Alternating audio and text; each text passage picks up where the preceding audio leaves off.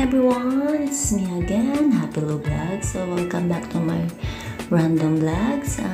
More power and keep safe everyone. So God bless. It's me again, Happy Lou Vlogs.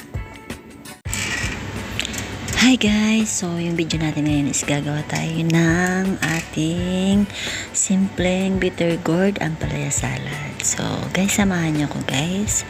So actually natutunan ko to sa aking kaibigan na Sri Lanka sa Kuwait since 2019 until 2022. So samahan niyo ko guys. Meron tayong fresh na tomato. So, hilaw pa talaga siya at yung meron tayong manib lang. So, syempre, pre-cut and pre-wash. So, ipa-fried lang natin yung palaya. Yan na. And then, imimix lang natin yan. So, sangkapan nyo lang ng asin, paminta, and chili green. Kung gusto nyo ng medyo maangang. And then, syempre, ang ating lemon sauce. So, yan guys, na-mix ko na siya. Nasabit ko ang maraming sibuyas. So, kung ano yung prepare nyo.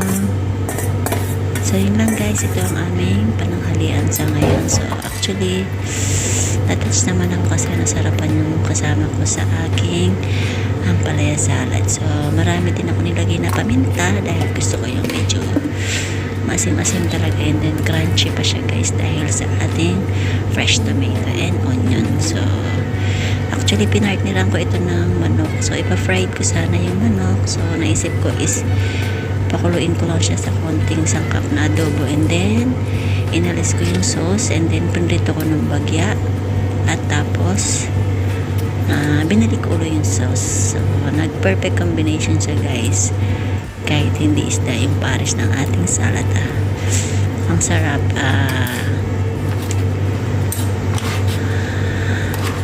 Craving satisfied tayo sa ating ampalaya salad guys. So yun lang, I hope na magustuhan nyo and natakan ko kayo. It's me again, Happy Lou Vlogs. Thank you for watching and for your support. God bless. More power to our channel.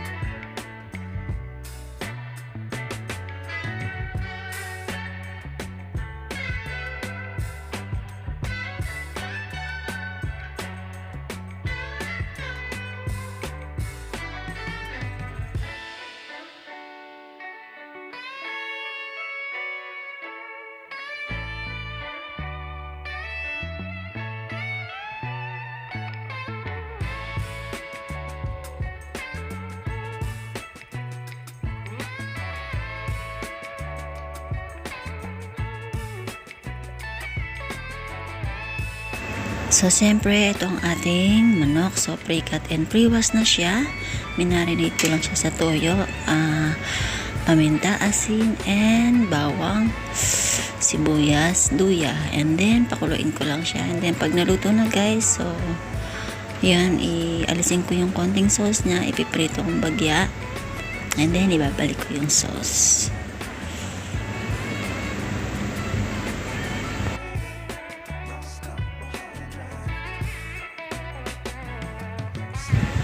So, yun na nga guys.